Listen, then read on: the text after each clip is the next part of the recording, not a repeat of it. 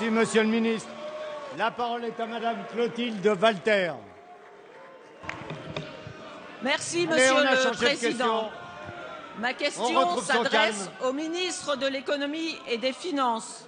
Monsieur le ministre, au printemps, lorsque le gouvernement a confirmé sa prévision de croissance pour 2013 à 0,1% du PIB, qu'avons-nous entendu?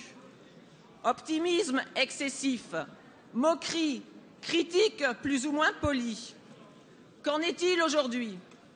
Début octobre, l'OCDE et le FMI ont revu à la hausse leurs prévisions pour la France après le rebond du second semestre. Ce matin, la Commission européenne a validé les prévisions du gouvernement avec 0,2% pour 2013 et 0,9% pour 2014. La reprise pointe son nez. Elle va jouer au cours des prochains mois. Il nous appartient maintenant de marquer l'essai. Une nouvelle phase peut s'ouvrir. À nous de saisir l'opportunité pour notre économie, nos entreprises, nos compatriotes au chômage et en formation, nos territoires blessés après la suppression de 750 000 emplois industriels au cours des 10 dernières années. Nous sommes prêts pour le rebond parce que le gouvernement a mis en place les outils dont les acteurs économiques ont besoin. La Banque publique d'investissement, Non, Monsieur Meunier, ça suffit le maintenant. contrat de Ça génération, la loi bancaire, la loi sur la sécurisation de l'emploi, le pacte de compétitivité et le CICE, sans oublier la réflexion tant moquée sur la France en 2025.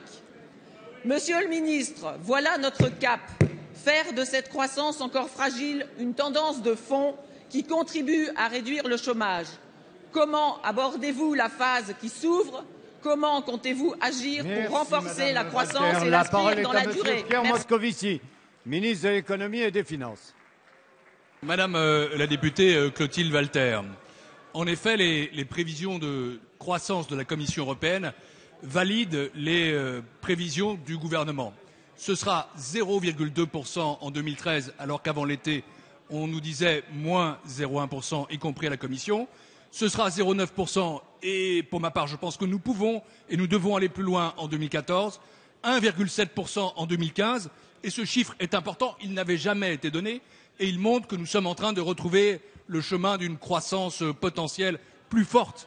Et c'est dû bien sûr à l'amélioration de la situation internationale et européenne, c'est dû aussi et d'abord aux efforts du gouvernement, aux décisions qui ont été prises. Hier, j'étais avec plusieurs collègues du gouvernement aux côtés du Premier ministre à Saint-Étienne et aujourd'hui nous sommes le 5 novembre, c'est le premier anniversaire du pacte pris sur la base du rapport Gallois pour la croissance, la compétitivité et l'emploi. Et c'est bien parce que le CICE est là, qui a déjà créé 30 000 emplois, que les entreprises peuvent investir davantage. C'est bien parce que nous avons créé la Banque publique d'investissement, que les PME trouvent un partenaire pour exporter et innover.